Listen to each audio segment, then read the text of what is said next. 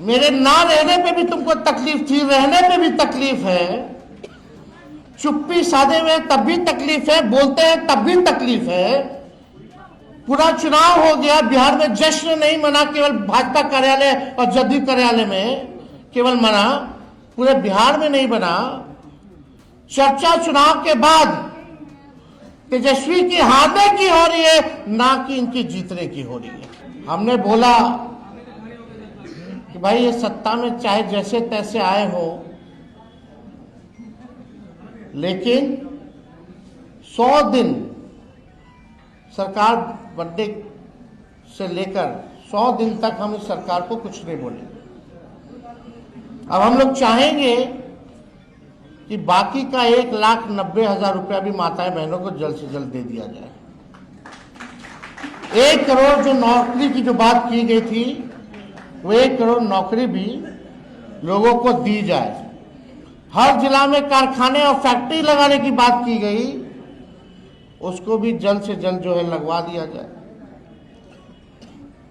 जो उन लोगों ने घोषणा पत्र केवल 38 सेकंड में खत्म कर दिया था, कम से कम उम्मीद है कि उस घोषणा पत्र को आप जमीनी स्तर पर लागू करेंगे। हम लोगों ने मुद्दे की बात की, पढ़ाई, दवाई, कमाई, सिंचाई, सुनवाई, कार्रवाई की बात की, बढ़ते हुए अपराध की बात की। आज क्या हो रहा है बिहार में, मासूम बच्चियों के साथ क्या हो रहा है?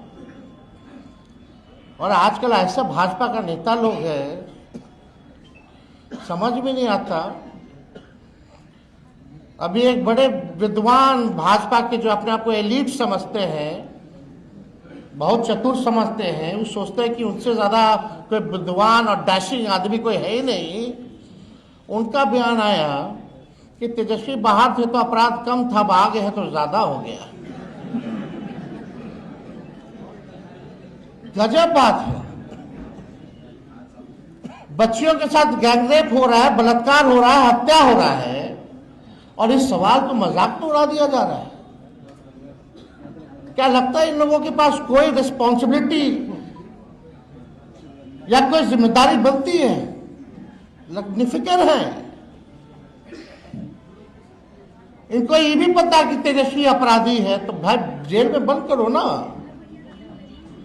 अगर मेरे ना रहने पे भी तुमको तकलीफ थी, रहने पे भी तकलीफ है, चुप्पी साधे हुए तब भी तकलीफ है, बोलते हैं तब भी तकलीफ है।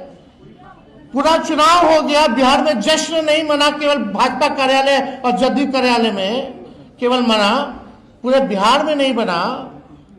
चर्चा चुनाव के बाद तेजस्वी की हारने की हो रही है, ना कि इनकी जीतने की हो रही है। क्योंकि किसी को विश्वास ही नहीं था कि चुनाव का नतीजा क्या आएगा। लेकिन जिस दौर में हमारा देश है,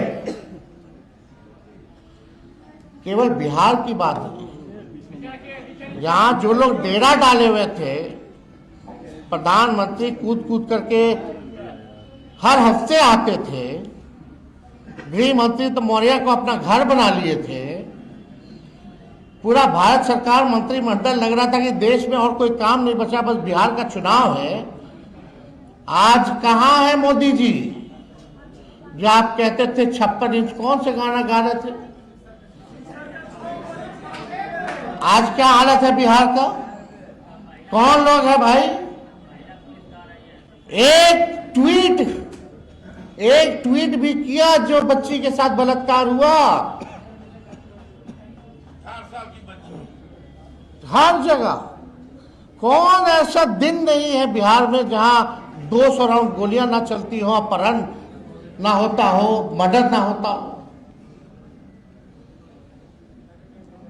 तो इन लोगों से कुछ होने वाला है नहीं।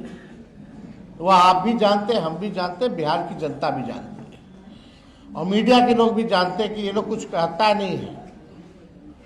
सत्ता में कैसे बने हुए हैं ये सब जानते हैं।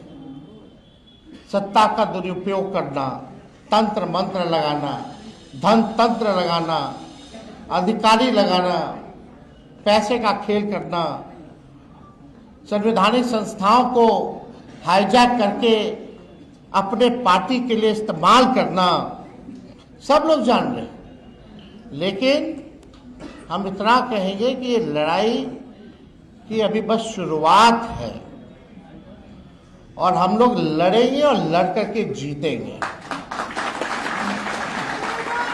और हम लोगों को चाहे भाजपा हो, ये हो, वो हो, लोग परिवारवाद की बात करते थे। आज पूरा भाजपा का मंत्रिमंडल उठा करके देख लीजिए तो भाई कौन है। नितिन नवीन जी को भी हम बधाई देते हैं, राष्ट्रीय अध्यक्ष बने भाजपा के। उनके पिता भी क्या थे? हाँ, वो परिवारवादी नहीं है, लेकिन उनको राष्ट्रीय अध्यक्ष बनाया गया कि नहीं बनाया गया? तो कितना लोग और ऐसे ऐसे लोगों को मंत्री बनाया गया कि भाई कहीं जीता नहीं, लड़ा नहीं। तो हमको तो इस सब पे बोलना नहीं है, सब लोग देख रहे हैं। लेकिन अब हम सब लोगों को गंभीर होकर के बिहार के भविष्य को, अगर बिहार को बचाना है तो सबको एक होकर के लड़ाई लड़नी पड़ेगी। और अभी तो सत्र शुरू होगा 2 तारीख से, बजट सत्र शुरू होगा, पार्लियामेंट भी चलेगा। उसके बाद हर जिले का हम लोग कार्यक्रम बना करके, घूम करके हम लोग जो है नया मजबूत संगठन जो है बूथ वाइज जो है हम लोग बनाने का काम करेंगे।